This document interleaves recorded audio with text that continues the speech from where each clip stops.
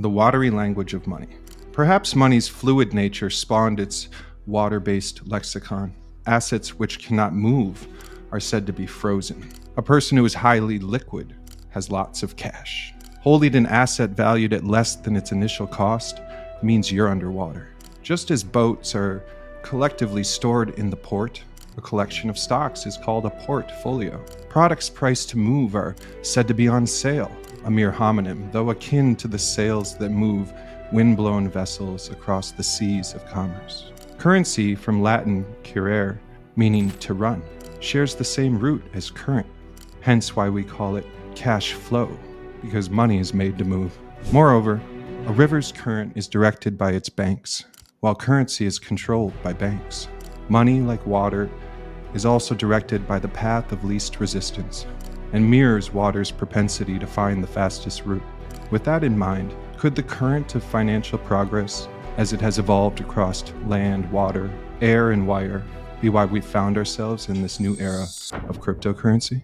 Joseph, that's the first two paragraphs of your book, Pay Attention to Bitcoin, the rise of digital gold and its place in the evolution of money. Today, you've come on to the show. The book's just been released by the time this video is aired. It's 12 chapters, about 230 pages. We're going to break down at least 8 of the chapters. We may go through all 12 and give the audience a little bit of a snippet.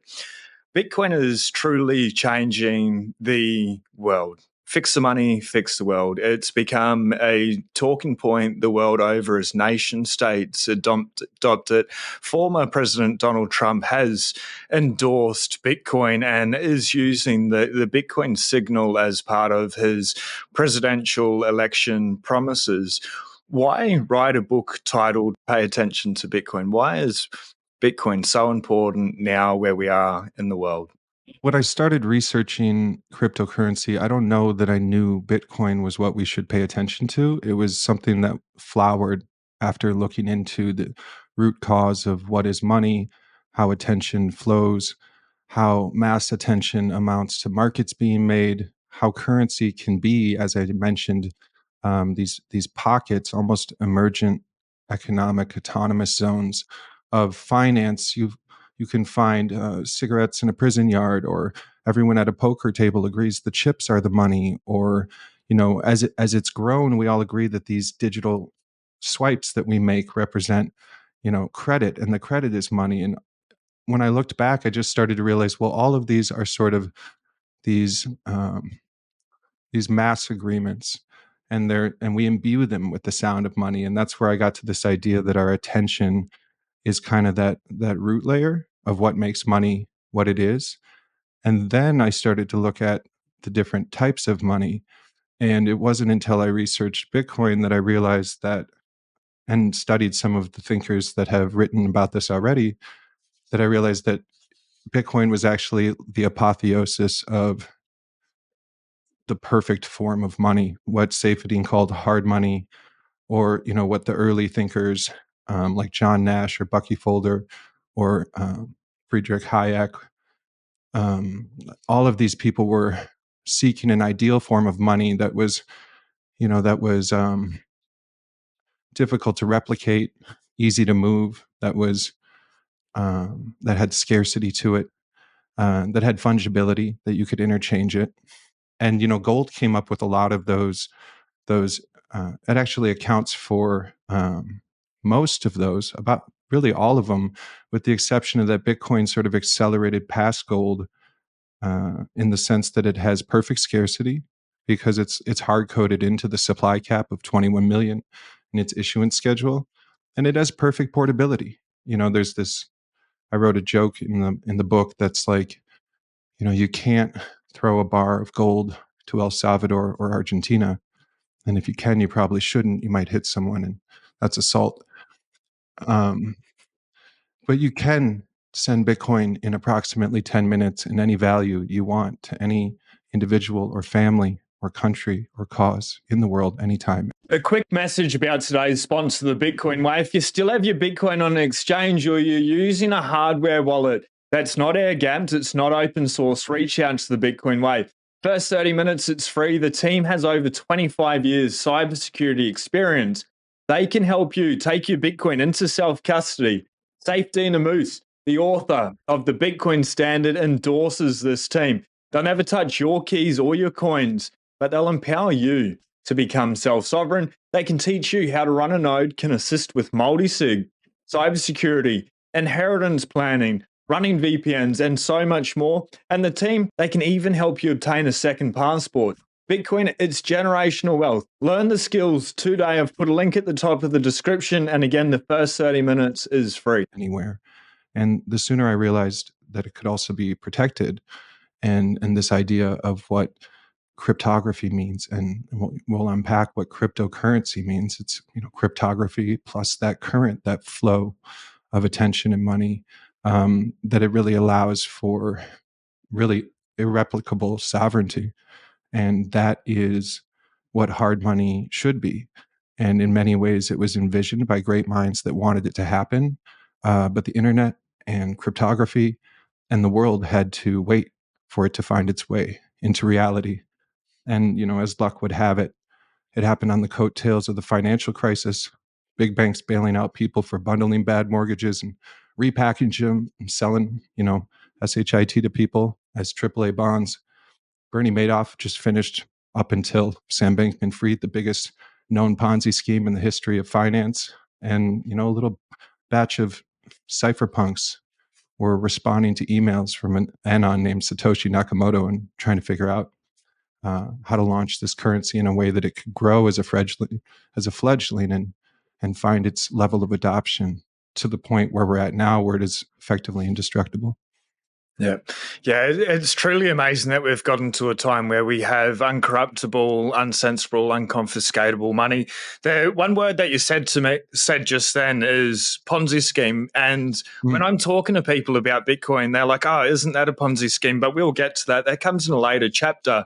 Just a quick list of the 12 chapters for everyone watching. And we're going to just do a real quick, brief summary. But chapter 1, the evolution of money. Chapter 2, the gold standard.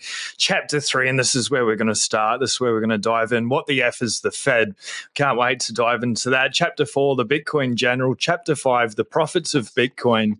And then we go, these are a little bit out of order. Chapter 6, attention as a currency. Chapter 7, a sound money standard. Chapter 8, what is hash rate in 21 million? Number 10, mimetic herd mentality. I love the word mimetic warfare. We are winning. Chapter 11, Bitcoin as a Swiss Army knife. And Chapter 12, odious debt and the IMF. But let's dive straight into Chapter 3 here. What the F is the Fed? And the summary that you've so kindly written to me, 2,500 words, going through. The Federal Reserve came into existence in 1913 via a group of bankers that met off the coast of Georgia at Jekyll Island to discuss how to nationalize the banking industry. The Fed is not strictly federal, nor does it have any reserves. The St. Louis Fed has noted the Federal Reserve banks are not part of the US government. The Fed does 4 things: settle transactions between banks, determine reserve requirements, set interest rates for borrowing, and buy and sell securities on the open markets. You've got a couple of things in there, but I've circled the last dot point here, and this is what I'd like you to unpack. The Fed operates out of DC, a partially sovereign territory, not legally located in the USA, but geographically wedged in between Maryland and Virginia.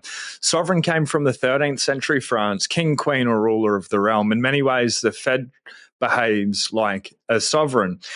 I knew in England it was like that. I didn't know that it was sovereign territory in the US with the Federal Reserve. What is going on there? It's sort of like they have created their own little kingdom, hey, and the whole Federal Reserve is a bit of a facade. Yeah, absolutely. Thank you for reading that. The Fed, as I wrote, it's a federal territory. It's not legally located in the United States, and it retains some sovereign characteristics. So, to the degree you want to call that sovereign, and it's on the spectrum, but it's certainly of its own territory and self-regulated, and those are very key elements of what sovereign means. So, this idea that the Fed basically, the Fed is run by a board of governors, and there's 7 of them. You know these people. This is like Jerome Powell and co. And there's 7 of them, and they all operate out of DC. And then they tell these 12 member banks around the USA basically what time it is, and kind of rolls up that way. And there's a Fed bank in New York and one in St. Louis, as you noted. There's San Francisco, Minneapolis, Dallas, etc. So they're located all over. And then all the other banks that are sort of like regional or semi-national, they roll up to each of those 12 member banks. And then if you go down to the state or local level, kind of like where you go for, your local credit union, those will roll up like that. So it's just like this kind of pecking order. It goes all the way up the ladder. The interesting thing about that is that, and we can, I can either break down the 4 things they do and unpack them for you and how they do them, but maybe we just jump to the juice, which is that this is like, let's talk about, okay, well, why is it not federal? So there's these 7 board of directors, and they're all appointed by the president and confirmed by our Senate. So that's very federal. So where do we get this statement that it's not federal? Well, interestingly, the people that number 4 that you mentioned is they buy and sell securities on the open market. That's done by a group called the FOMC. And the FOMC is like the Federal Operations Market Committee or something like that. And basically, the FOMC consists of 12 people. So it's the 7 board of governors, Jerome Powell and co. And then it's 5 presidents from each of the member banks. And so maybe a president from Minneapolis, a president from St. Louis, from Dallas, wherever. But interestingly, there's always a president every time in the FOMC. It always has a sitting president from the New York Fed. And the reason that is that, so then we can look at it where we're starting to get into this partially sovereign, partially federal, what's going on. We have the Federal Reserve elects its own presidents. So 5 out of the 12 people that control the buying and selling on the open market, that regulate the financial supply, and they make decisions. They also do number 3, they set the interest rates. So they set the interest rates and they buy and sell securities on the open market. Well, 5 of those people are privately appointed. The US people have no say in that matter. And it's a rotating cast, because there's 12 member banks around the USA. But it's written into the bylaws that it always contains the president of the New York Fed. So then you're like, okay, well, that's interesting. Why does it do that? Well, the FOMC operates the way it does number 4. It buys and sells securities on the open market. It does it at the New York Fed. And so because of that, and you know this, you get this about New York. New York is Wall Street. It's where the money is. It's very much, the financial capital of the USA. And so, to no surprise, the New York Fed president has a permanent seat on the FOMC, which means a privately elected president and 4 other colleagues from the other 12 member banks, none of which the American people have any say in if they control our money or not. They set interest rates for how much lending and borrowing costs for all the banks, and then they decide how many securities they want to buy on the open market. And that's kind of where, it gets into that situation where people say on Bitcoin Twitter, like, money printer go burr. Like, what does that mean? What does it mean to print money out of thin air? Well, really, what's going on is there's the New York Fed it's located at 33 Liberty Street in Manhattan. And there's an operator at a place called The Desk. And that operator buys and sells T-bills, which are securities, on the open market at the behest of the agreement of the FOMC. And there's no limit to how much they can buy or how much they can sell back. And so when they buy a lot and they're acquiring these securities, that's what we think of when we say money's flooding into the market. And that's what people mean when they say money printer go burr. What they're actually doing is they're putting credit deposits in their 12 member banks of the buyer on the open market that bought the T-bill. So you're one of these big banks, and you come over and you say, I want to buy some of your T-bills from the guy at the desk. And they say, great, we're going to put some credit deposits in whatever member bank you're affiliated with, whether that's in Dallas or San Fran or whatever. And then they immediately have that as liquidity. And so all of us, if they don't withdraw it from the bank, then that bank, as we know, can fractionally lend that back out at 90%, or up until some post-COVID, it's 0. reserve requirements. And so that's how money comes in and out of the market. When they want to contract money, as they've been doing for the last couple of years, they sell those T-bills, those securities, back into the market, and that pulls capital from the financial system. Now, one of the things I should say is that I've researched this for the last couple of years and I've done my best with it. But if anybody really wants the pulse on what the Fed is doing and get all the charts and everything, I recommend following at One Base Money on Twitter. He's just a legend and just totally dialed. And also James Check is another really smart financial analyst that I would recommend. Actually, I think he was on your show. So here's where it gets kind of interesting: is that they the account that buys and sells the securities, these T-bills on the open market, is called the System Open Market Account. You can Google it right now. And the acronym is SOMA. And, whenever you're doing research, I always feel like you'll hit, kind of like in video games where you level up and you get like a new outfit or like something changes. Like you hit these Easter eggs in research where you're like, no way that happened. And it just so happens that SOMA is the name of the drug that idles the masses in Aldous Huxley's Brave New World. And I just found that like poetically ironic.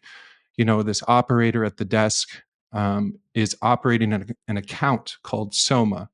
And the fiat disease of our reality we're very much inured and lulled to sleep, by the money printer and the reality of fiat. It encroaches upon us. 2%, 3%, 6% inflation. Our money slowly debased, slowly picked from our pockets as we rest at night. Forgive me for being slightly poetic with that, but it really is a lullaby, and Bitcoin is the antidote. 100% it is. I think we should probably go back to chapter 1, the evolution of money. We didn't get here overnight. So in chapter 1, money has evolved over time, but what money looks like or what it is a consequence of group attention. It could be seashells in Papua New Guinea, Grecian coins made of precious metals, cigarettes in prison yards, poker chips, whatever these items become money, charged with the attention of agreed upon medium of exchange. Money has evolved over time from ancient instruments to gold-backed dollars to digital credit cards and cryptocurrency in its next evolution. So what is the evolution of money been like? How have we gotten here? Yeah, it's been quite a history. Partly this goes into gold, but that first chapter in the evolution of money is it's really talking about digital adoption and how it's changed. And swipes and taps are the norm. We listlessly transfer money around to one another on Venmo. We're already used to the debits and credits existing on a digital ledger.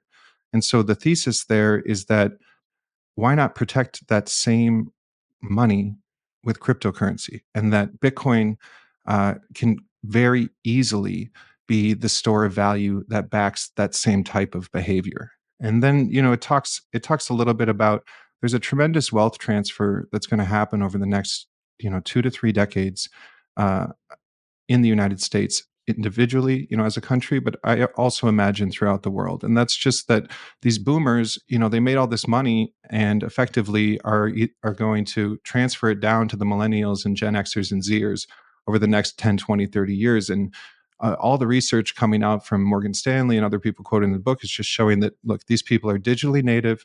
They're doing all their banking on their phone, and they are just 100% like, I think there's some stat in there that's like 25% of all millennials that are millionaires are holding cryptocurrency. Well, imagine what's going to happen when the huge windfall of financial capital that does transfer over time from generation to generation finds its way downhill into their mobile wallets. Yeah. We're so nascent right now. We're a fledgling of what mass adoption for digital currency. And when I say digital currency, I really only mean Bitcoin. Effectively, every other type of crypto, quote unquote, currency that I discuss, as I mentioned in the book, is really better defined as a crypto technology. And this gets into the idea that there can only be one, you only need one money. Correct. That's it. You need one money. Everyone needs to agree on one money. For a really long time, it's been the US dollar. And we can get into a little bit, there's other chapters that discuss how that happened and the Bretton Woods conference and, how we got in and out of the gold standard. And that's all fun stuff to look at too. But the point of the first chapter is there's only one money and it's already digital and it's going to be Bitcoin. Yep. So then you follow up chapter 1 with chapter 2, the gold standard. You talk about it being around for 6,500 years, which is pretty fascinating.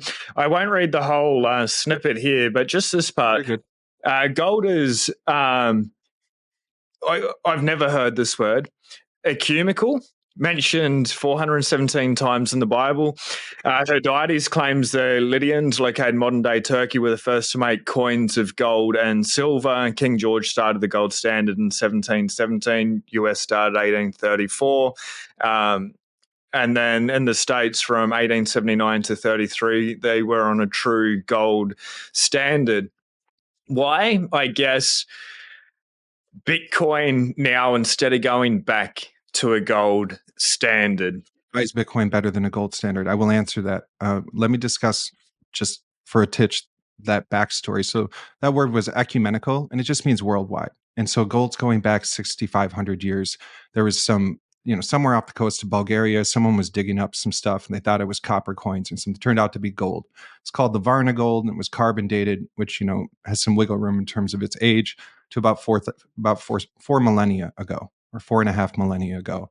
And interestingly, it was found in a grave site and, like a cemetery. And one of the interesting things about that is there was a lot of gold that they found, but there were like 300 burial sites and most of the gold was in 4 of them. And so the point there is that even before it was money, it was used to confer wealth and to confer, and it has always localized with the power class, with the ruling class. And then, so that's sort of this idea that, and then gold has been seen, as I mentioned in the Bible, it's mentioned 417 times. It has, there's a golden calf that was worshipped. The streets are paved with gold in various books, chapters from the Bible.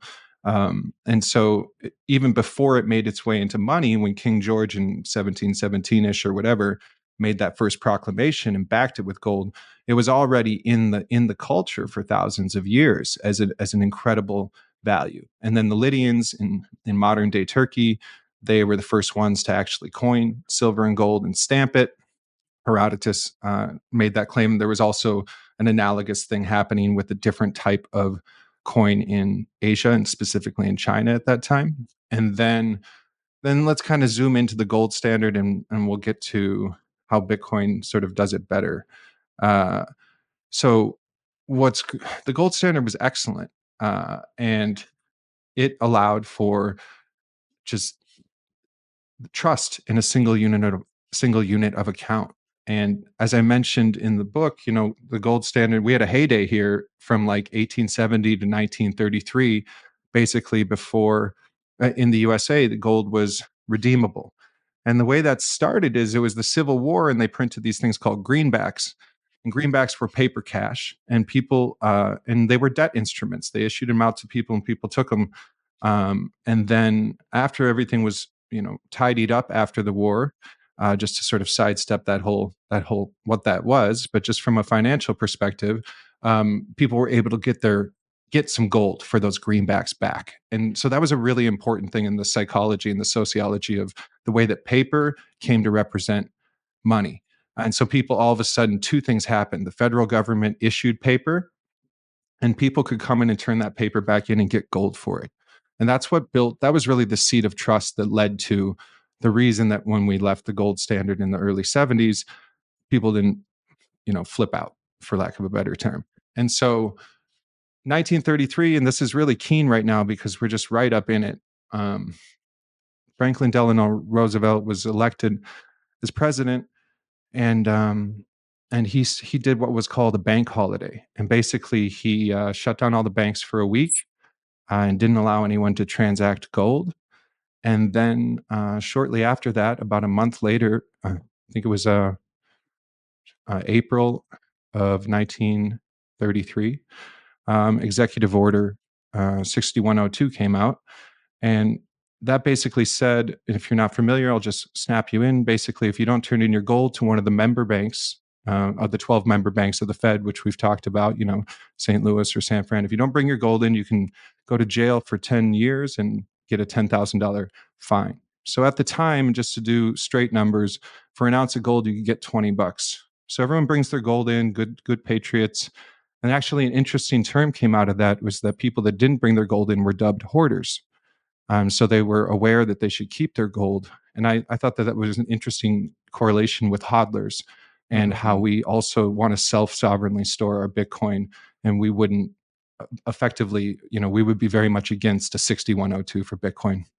So a year later, so FDR said, nobody can hold gold, don't transact in it, give it to all the Fed member banks, and you get $20 an ounce for it. And then a year later, 1934, they do another federal act or decree, another fiat, if you will, and gold drops. And they now it's worth about, what was it, like $35 for an ounce? Yeah, let's see. That was, yeah.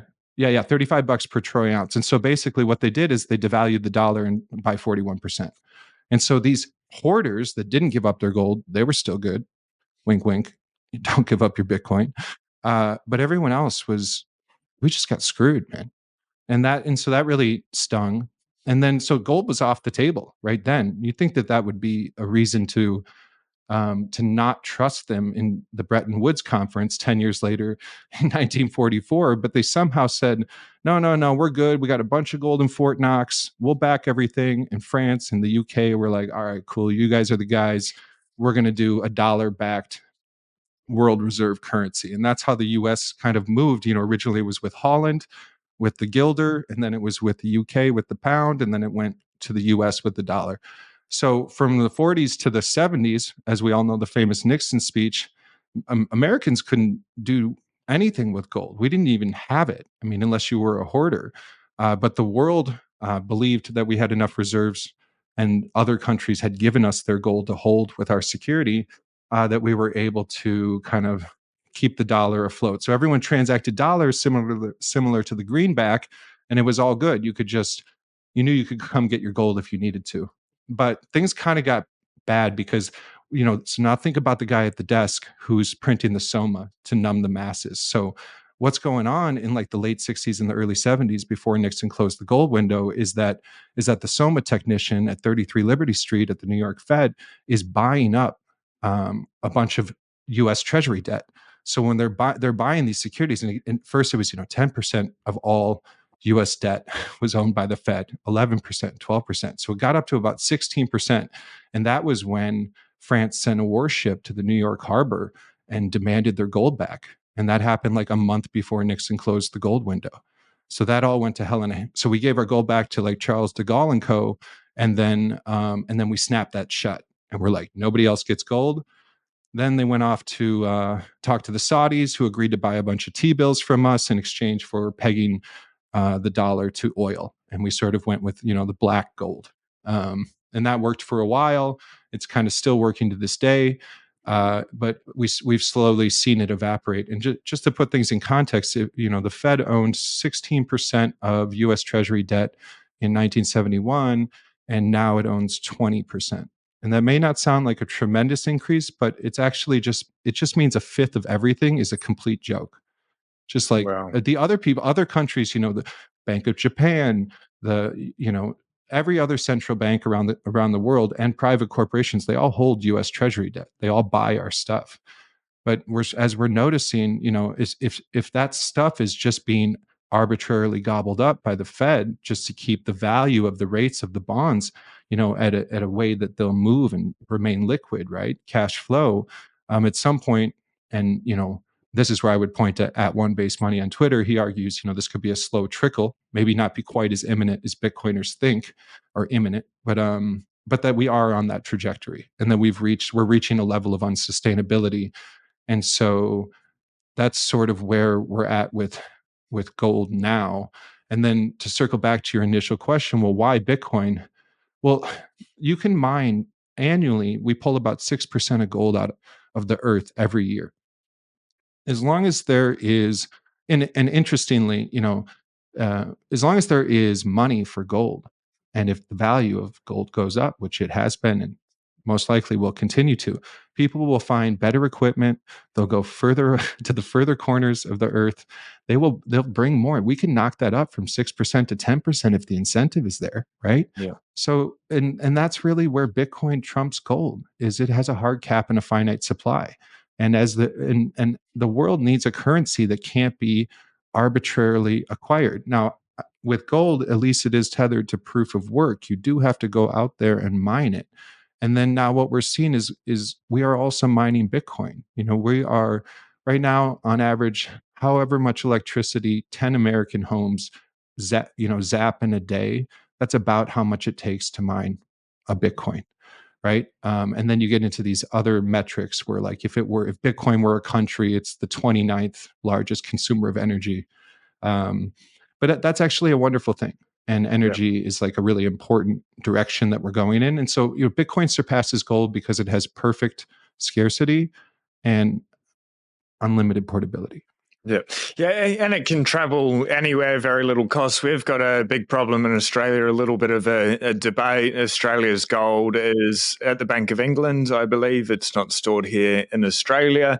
A lot of the opposition's politicians are saying, hey, like, let's bring the gold back home. Why isn't it here? You guys are holding it in England, is that right? Correct. Yeah. Yeah. Yeah. So that's like, to our member bank, to Fort Knox and the Fed, is so too is like Australia to the Central Bank of England. That Yeah. you guys are passing it up. Yeah. Absolutely crazy. And the reason why they're saying, hey, we won't bring it back home is because we just lend it out and it doesn't move anyway. But to bring it back here, it's so expensive to be able to do it. In the scheme of things, yes, moving it is very expensive. It's a huge cost of resources, the carbon and stuff and the environment. But all that aside, you just need to do it once, stay here, and then they can lend it out. But when you don't have control of that physical asset, or there's barriers with its weight being in the way, and whatever political reasons are going on around it, that's a bigger conversation. We're just being gaslit in regards to it.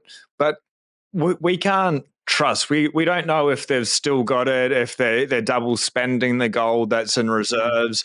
Are they labeling Australia's gold Australia and New Zealand gold, and one bars for two? We have no idea because we don't have control of it, whereas Bitcoin now we do, which is absolutely beautiful. And I think gold on a personal basis, central banks will stay around at least for a little while longer. But I think as time progresses, Bitcoin more and more is entering into the mix. And we're seeing that now with Trump, El Salvador, different places around the world. I think even like the rumors coming out of China and stuff are really interesting. Diving into chapter 4, Joseph, the Bitcoin general, it starts off the more original discovery, the more obvious it seems afterwards. That's a quote from Arthur Koestler, The Act of Creation, which is just a wonderful book.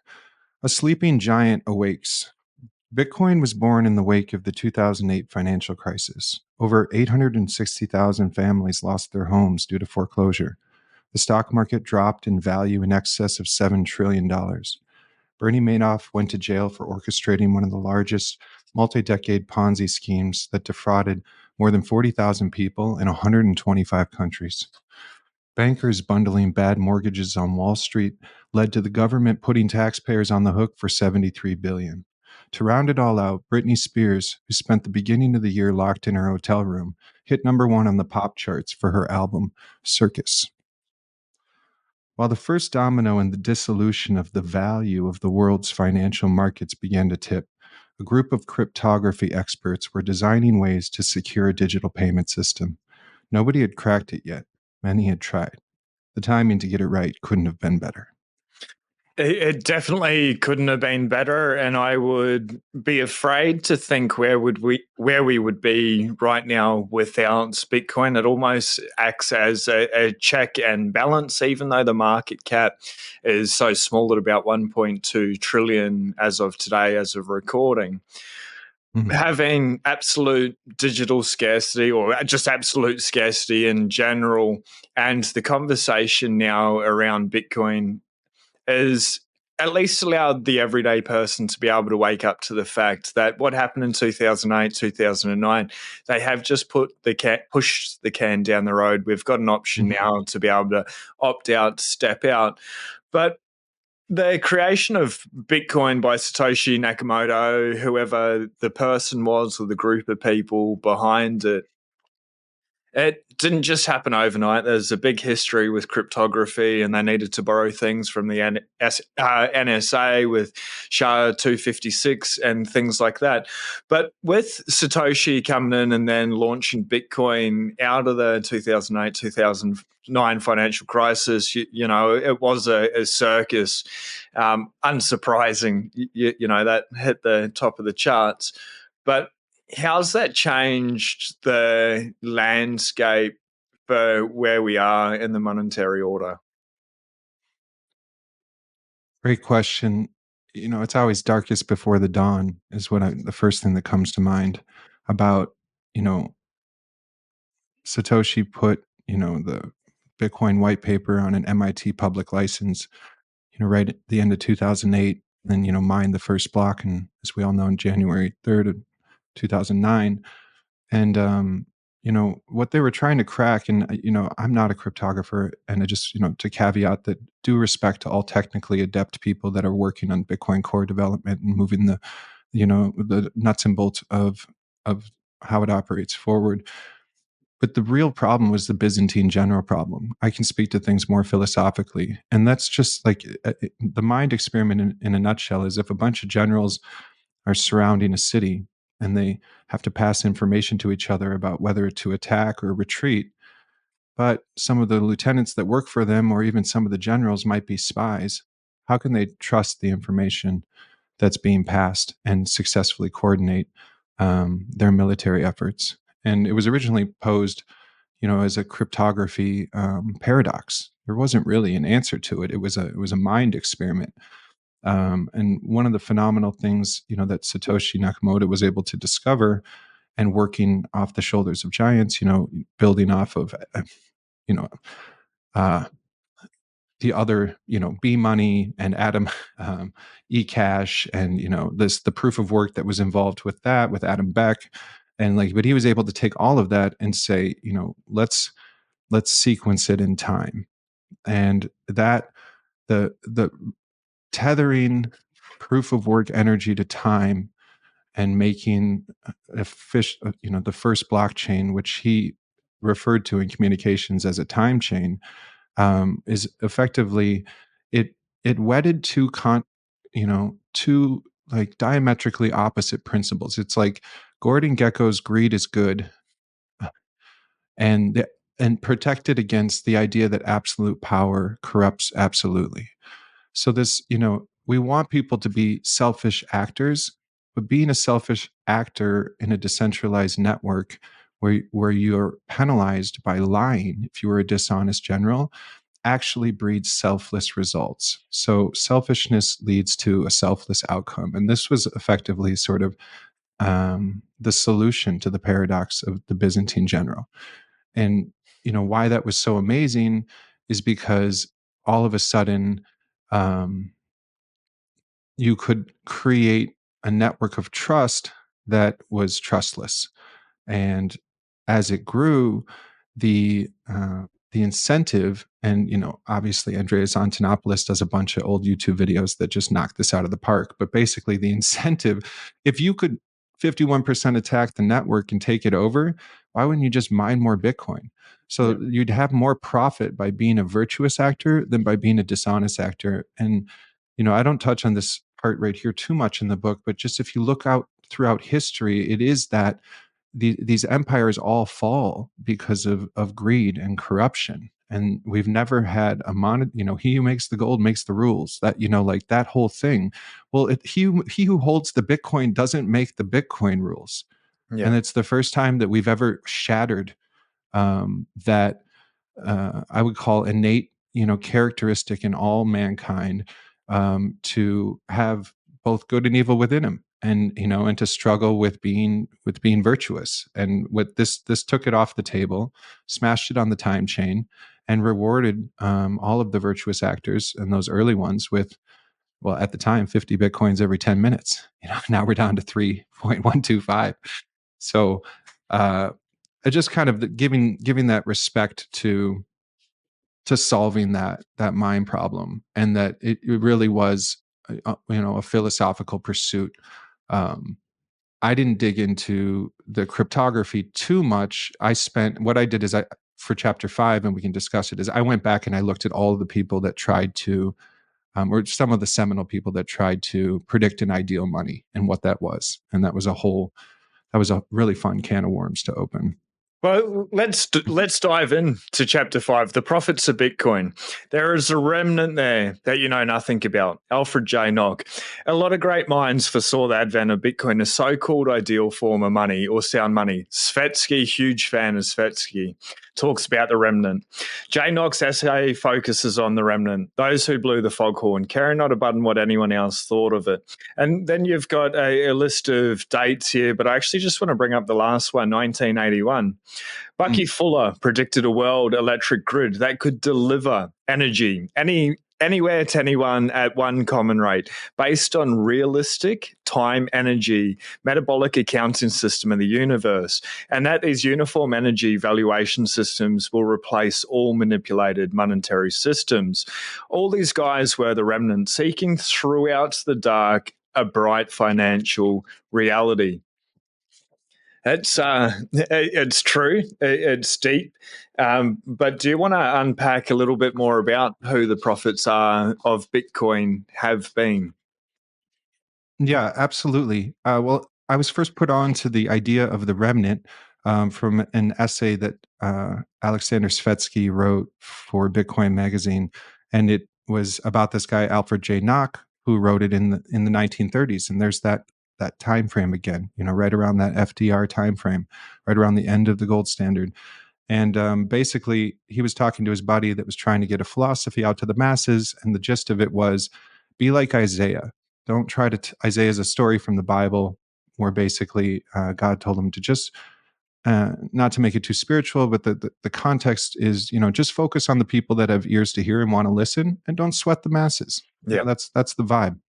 And so, it was Svetsky's take that we should have a similar idea about Bitcoin. And it's not to say that Bitcoin isn't for everyone, because anyone can buy Bitcoin at any time. But that the way that we'll find our way through to adoption is by tailoring our message to those that want to hear it. And so I thought that was really fascinating. And then it led me into this background of like, well, who are these remnants? And you mentioned Bucky Fuller. He was the earliest if not the most earliest, definitely one of the earliest predictors of what Bitcoin would become. And it reminds me of a Breedlove quote, which is, "We do not know of any way in the universe to effectively restrain the supply expansion of money without requiring the expenditure of energy." And so basically what that means is, if there's no proof of work, if you don't have to have some juice, some squeeze in the juice, you're never going to have, you're going to have runaway fiat.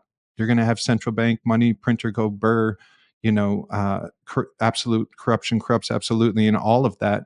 Absolute power corrupts absolutely. That whole ethos runs away, but not if you tether it to energy. So some of the guys that we're going to look at here, they were all trying to figure out ways to do that. And there were Frederick Hayek, and John Nash, and Milton Friedman, and Bucky Fuller. They were all instrumental in thinking about a form of ideal money and how it could work. But let's start at the more recent prediction in terms of the profits of Bitcoin. And it goes to James Davidson and Lord William Rees-Mogg. And everyone in the community is rather familiar with the sovereign individual in 1999. And they actually predicted in 1999 that there would be cyber currency billionaires by the 2020s. And I just thought that was, uncanny in its accuracy, because in 2022, Forbes had a top 10 list for crypto billionaires. And so that was very prescient. But everyone else was a little bit everyone else was approaching it from a little bit different. They were really trying to get to what the solution was. And so, for example, Milton Friedman, the famous economist, one of his things was he was trying to figure out a way to reduce the control of government. And basically, in the future, he wanted to find a reliable e-cash where people could transfer, where A could transfer to B without them knowing each other. And while we know that the Bitcoin time chain isn't anonymous, it's partially pseudonymous, and it definitely carries a wall against any government encroachment. And so, uh, and then, moving back a little bit further, the subject of the movie A Beautiful Mind is the mathematician John Nash.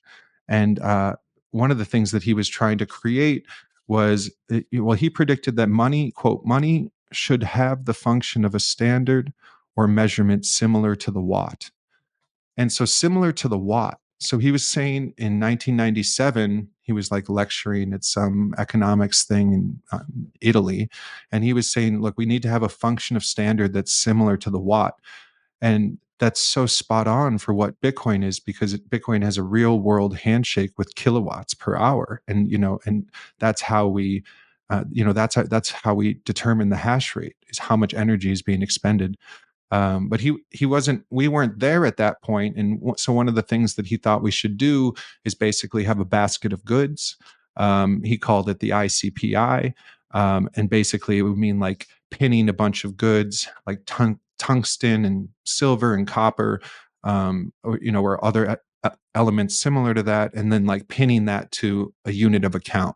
So all of these guys are trying to figure out, well, how do we get a unit of account? And even John Nash himself said in his paper Ideal Money, well, then the problem is then when the values of those commodities change, who are the people that get together and decide how to change the percentages in the basket to make sure that it still equals this single unit of account? And it reintroduces that problem of central bankers. So he got close, but he obviously, it wasn't fully solved then. And then Friedrich Hayek got even closer. So, whereas Nash said, hey, let's find a single unit of account and pin it to a basket of raw goods. And then, we'll have to have people meet quarterly. And like, as the raw goods prices change, we'll have to adjust it to make sure that, it's still the same price. Well, Hayek said, okay, well, let's have something called the solid. And what we'll do is that a producer of raw energy will keep accounts. And those accounts will have solids in them. And so the difference is, instead of saying, hey, let's just tether it to the price of gold, tungsten, and silver, Hayek was saying, no, we need someone who produces raw energy to make this ledger for us. And then whenever you have a solid, whether you want pesos or euros or rupees or pounds, you turn your solid in and you get the equivalent amount of your individual currency that it requires to buy that raw energy. So now, and this is 1984, we're getting like dangerously close to what Bitcoin is. Obviously, it's a step further towards Bitcoin, because it's saying no, now the person who makes the ledger should be the producer of raw energy, and that that was pretty much on the nose. The problem there, as with anything, is then how do you trust the integrity of the producer of that energy? And then you get, into the Bucky Fuller thing, which he just went, just light years ahead, and just said, look, we're going to have a metabolic realistic time energy accounting system.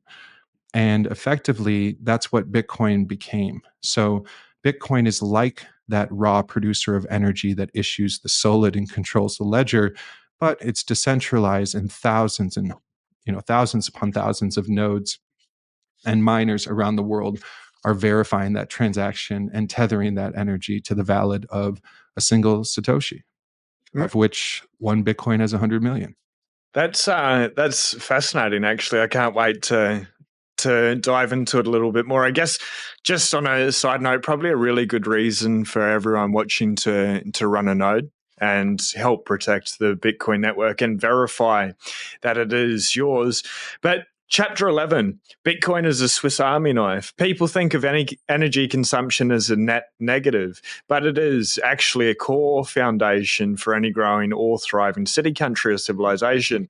Bitcoin clocks in at 29th of the, if Bitcoin were a country, how much energy is it using list? Bitcoin's energy consumption may be better thought of as compared to various industries.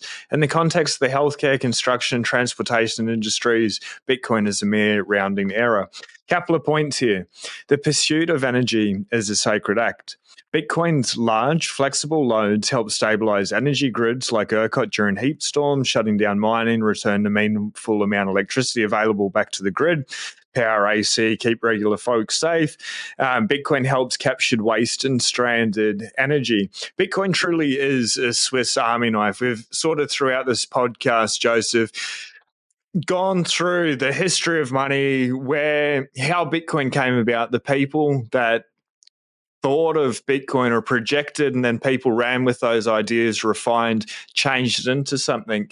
Now we are seeing Bitcoin in real time be the Swiss Army knife. It is literally stabilizing grids. It is soaking up excess energy. For humanity to be able to thrive, or even just to be able to survive, we need to continue to generate more and more electricity, but use it more and more efficiently. So how does Bitcoin come in? I guess the meme they're saying, how does Bitcoin fix this in regards to the energy debate? Because what we're hearing from Greenpeace, of all people, is that Bitcoin's really bad for the environment. It's not good. It's using enough electricity to run small countries.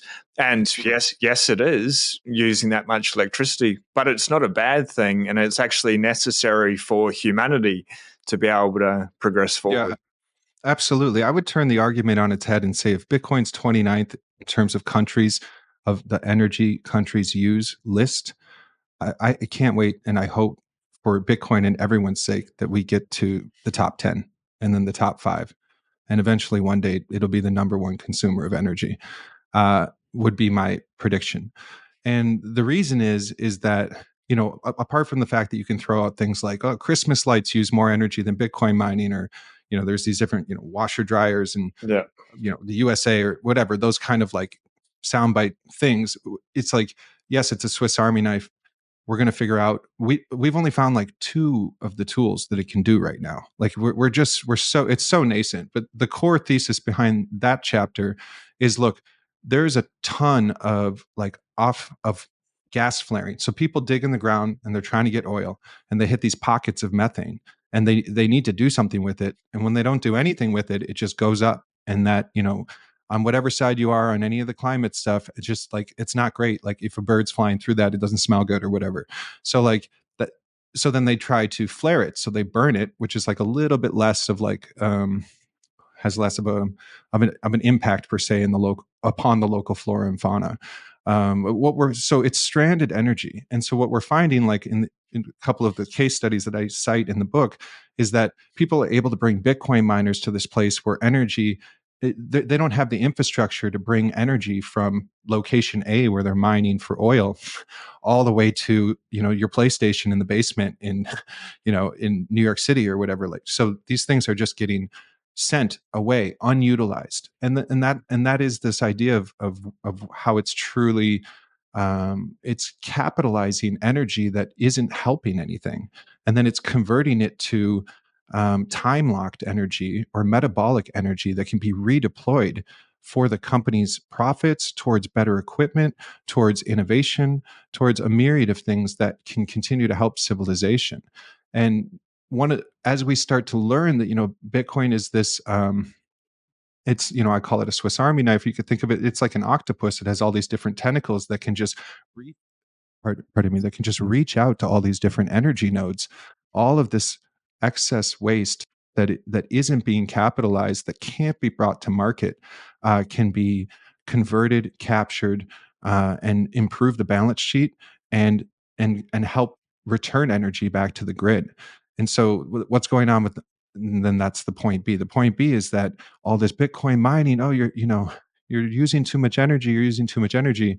But all the energy used for the majority of the resources that we mine to produce energy, wind, coal, solar,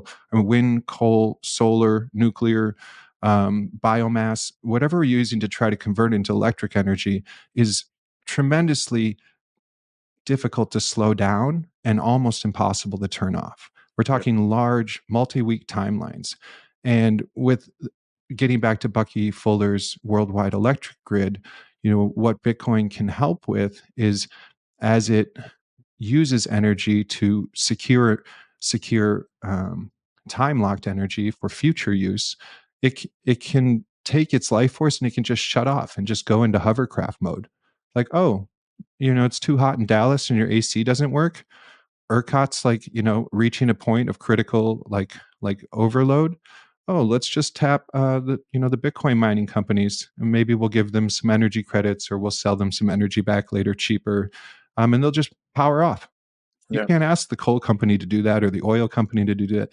To do that, and so Bitcoin is it's kind of this apex energy asset where it just, like I think Alex Gladstein said, it's like this creature that just hunts energy. Yeah. And there's all this stranded energy. And I would say to anybody's position about wind and solar and its efficacy, um, Bitcoin can be amazingly palliative and assistive to places like that rely on government credits, or that they're getting subsidized because people want to move green. Well, if you introduce, on wind farms and solar farms, if you introduce Bitcoin mining, when it's producing extra energy during that windstorm or on that extra hot day, which it doesn't have the batteries to hold, it doesn't have the network to ship out to the infrastructure, boom. Well, okay, well, let's just run some Bitcoin miners. Boom, that's a battery, time locked energy. We mine some Bitcoin, store it, save it, redeploy it. So it is this. It is like a hydra. It's a multi-headed energy, hunter that effectively transmutes waste and converts it into digital gold. Yep. Like here in Australia, they're really pushing the green energy, solar, wind farms. Love it or hate it, it is what it is. But especially with solar, they need to build it out 300% bigger than peak demand because it's only working for about 8 hours a day. Bringing these Bitcoin miners straight on site, it allows cash flow to go straight back into that place. Because as well as just setting up the solar or the wind, like that's one cost, but it's feeding that electricity into the energy grid that really uses a lot of fiat or currency, or like monetary resources to be able to do it. If they can be cash flow positive straight away or have a bias straight away if they're isolated, then they're creating a profit and they can build out the grid, they can expand quicker, and that will prevent things like rolling blackouts. Because if there's not enough, like if the miners are taking up all the energy and like you're saying, there's a heat wave or people need to turn on like ovens and stuff in the afternoon, everyone zaps on their TVs. They can just shut off for that period of time, absolutely instantly. And people are like, oh, why can't AI do that? Like, you don't want Google service to go down. You don't want Amazon web service to go down. Those things need to stay on all the time. But with Bitcoin, it's either on or off, and it doesn't really care. It's not going to affect anything. It's not going to stop the Bitcoin network from being secure. They'll probably get incentivized, like you're saying, with credits back, or they get cheap energy at a cheaper rate or whatever. So they're happy to be able to do that as well. And it's just another area where Bitcoin is coming into the mix and making the world a better place. And Sean, you just hit on it. Bitcoin is the buyer of last resort. If the Fed is considered the fiat buyer of last resort, bailing out the banks in 2008, and when everyone goes under, and they were supposed to suffer and go under because that's how a free market works. It wasn't free market capitalism. It was a control capitalism. But Bitcoin is the buyer of last resort, the energetic buyer of last resort, and it can show up and it can be a large flexible load that turns off energy. It can be a buyer of energy when there's excess energy, and it's just there to help in so many different ways. Yeah, it also removes like the tax burden on taxpayers. The solar, the wind farms and stuff that are happening here, they get a lot of government handouts, like billions of dollars a year. I think we just committed 9 billion plus this year or more. Like it just keeps blowing out. It gets more and more expensive. That cost is pushed down onto the citizens of whatever population. If the government's like, all right, no more, we've got no money left, we're going to stop stealing through theft, inflation, taxation of the citizens. If you want to go ahead with solar winds, do it. But like that's on you. Then they're going to look for other options to be able to be cash flow positive as soon as possible. Miners come in there, private industry, which will make everything cheaper. It'll make the electricity cheaper. It'll make people's taxes cheaper. They're not going to have to print as much money out of thin air to be able to pay for these agendas. It's pretty miraculous. And then changing. You finish chapter 12, Odious Dead in the IMF. Now, Bitcoiners have a pretty harsh stance on central banks, the International Monetary Funds, just debt in general, and the insidious nature of all of it. So I'll read what you've wrote here, and then I'd like you to unpack it, maybe be a little bit more level headed than I can be sometimes in regards to the IMF and central banks. I think people should take 100% responsibility and not trust in them so much for good reason. But odious debt is debt held by a country's citizens from taking loans from the IMF and or World Bank, which they did not agree to, but which were approved by an autocratic dictator, and which the country is still on the hook for even after said dictators are gone. According to Gladstein, this is Alex Gladstein from the Human Rights Foundation, much of the debt owed to the IMF is odious debt. And the IMF and World Bank never met a dictator they didn't like. This chapter is mostly based on a close reading of Alex Gladstein's Hidden Repression, how the IMF and World Bank sell exploitation as development. Countries like El Salvador are putting Bitcoin on their balance sheet, and that is alarming and concerning to the debt engine that is the IMF. We did see that the IMF did come out and they warned them against doing it, and El Salvador, thank you, Bukele, said, no, we're going to do our own thing. We're going to fix this country. But the IMF and World Bank have controlling interests. The capacity to veto anything owned by the US share in both the IMF and World Bank share a door in DC. And then green colonialism. The West is forcing emerging countries to be green when they need coal, oil, and gas to get to a base level foundation of electrification that the West has enjoyed for decades out. Bitcoin offers a way out. So this is tying the monetary side into the energy side. But the IMF is a bit of a leper, I guess, on human civilization. I don't believe they've done a lot of good. Maybe some people can fact check me. Maybe they have done some good things, but it looks like the deals that they come up with, like there's this book, and maybe you've read it, Joseph, Confessions of an Economic Hitman. I'm sure it's been embellished a little bit there, but sort of bragging about going in there, giving them these really dodgy loans that are going to enslave the citizens to be able to pay that debt back through high taxes or inflation, the debasement of their purchasing power for decades. It's that they think about, and it's just to be able to extract the resources out. But what are your thoughts on odious debt, the IMF, and maybe give us a little bit of hope with Bitcoin? I don't mean to fearmonger anyone, because we've got a solution now, which is Bitcoin. No, absolutely. And I put it at the end of the book because to me it is the light at the end of the tunnel. So, to use that word to bring it back, one of the ecumenical solutions to Bitcoin is to help impoverished countries that are entrenched in insurmountable debt to the IMF and the World Bank start to claw their way back out of that hole. And we're looking at, we have an example of Bukele. He's buying, however, what he said, Bitcoin a day or whatever, and he's been doing that since last year. Well, that's working out pretty well. The IMF didn't like it at first, and now they're kind of rescinding, and they're like, oh, it looks like you might have some collateral we like. Maybe we will work with you. Do you want another loan? And so that's what's so interesting. And I really do see that chapter as a chapter of hope. There is a tremendous imbalance in between what so-called first world and emergent nations. And the primary issue with that is electrification. But let's put that on the side. That's green colonialism and how they need coal, oil, and gas to get to that base level where the rest of the Western world is. But I like Gladstein's take. Obviously, this chapter is mostly based on his book, and also Robert Bryce, Powering the Unplugged, the electrification of sub-Saharan Africa is a big influence for this book as well. But the way he puts it is, okay, whatever the case, when the IMF and the World Bank started with the Bretton Woods in 1944, as end of World War II, countries are broken up. They need loans, they need help, they need repairing. Let's just go with like the pronoic thing that at one point in history they were trying to do something well. Well, that's no longer the case. The IMF never met a dictator they didn't like. All of these like countries that have been run by dictators took a bunch of debt on and just shattered the citizens' ability to come out of it. And the worst part about it is it's a double dip. So they're saying, here's a loan, here's a bunch of conditions called a structural adjustment program or a SAP for what we want you to spend the loan on. And it's usually to increase exports. Monocropping doesn't help for the local economy. And then, oh yeah, and by the way, you got to pay the loan back in our currency. And so the only way you can get an SDR or, a few viable currencies. The special drawing rights is the currency for the IMF and the World Bank, and then they'd accept the pound, the dollar, the yen, maybe a couple others.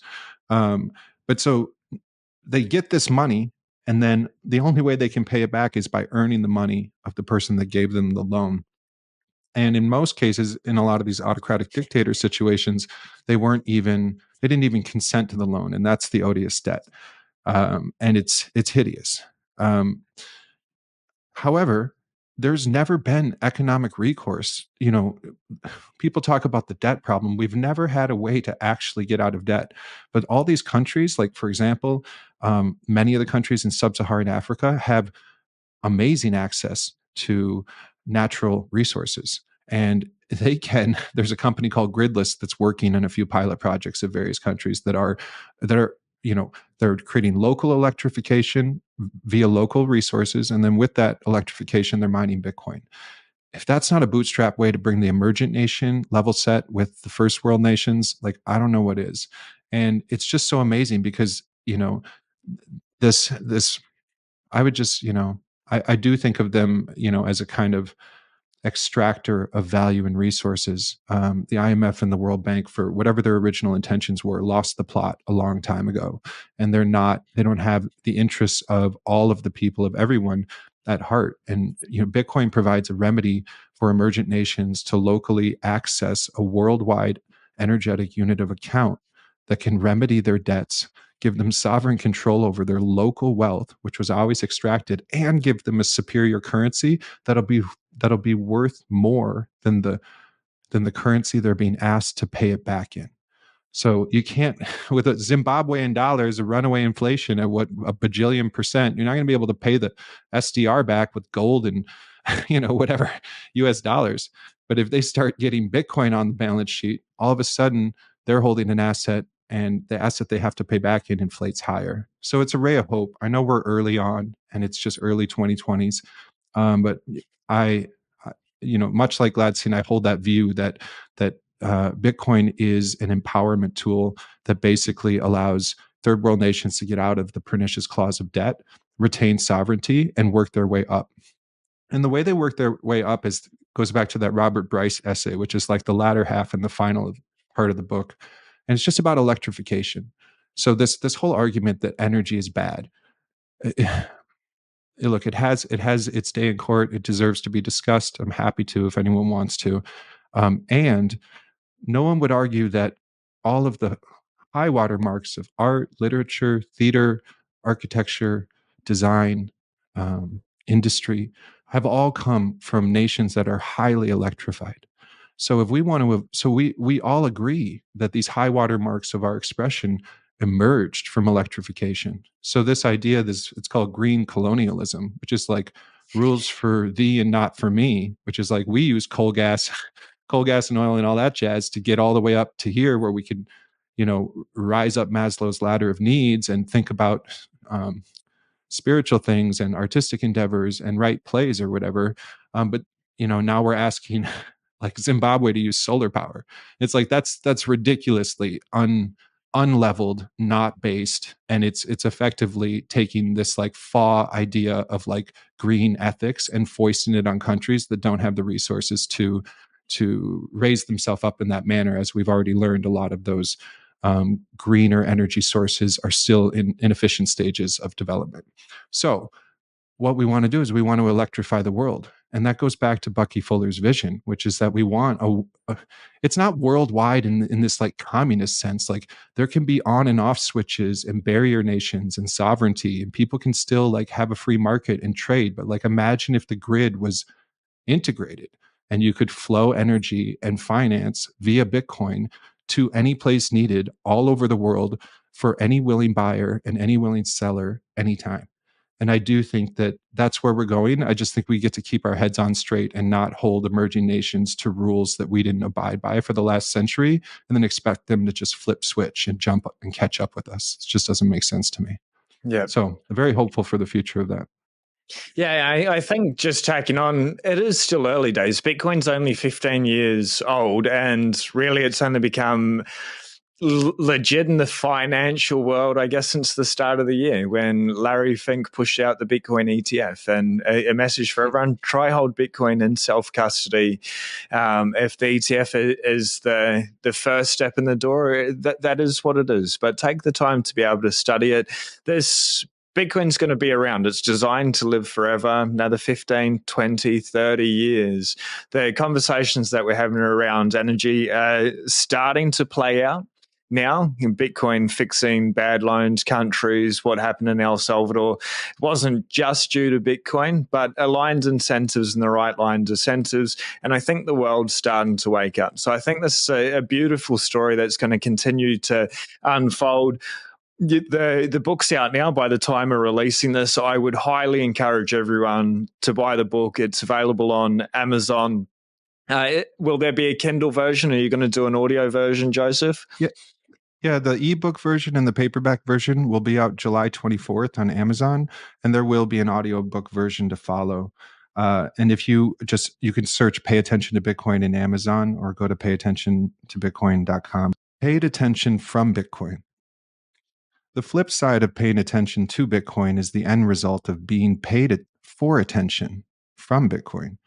As your understanding of this new entity increases and your portfolio's allocation percentage follows suit, you wind up on the receiving end of Bitcoin's maturation process. Your attention spent educating others and discussing the topic becomes compensatory, proportionate to the market adoption of Bitcoin. The plea is to pay attention to Bitcoin, but the promise is to be paid for attention from it. Whether it's seashells in Papua New Guinea, cigarettes in prison, or chips at a poker table, or Bitcoin, like some sort of emergent economic autonomous zone, money is simply that which people agreed to pay attention to.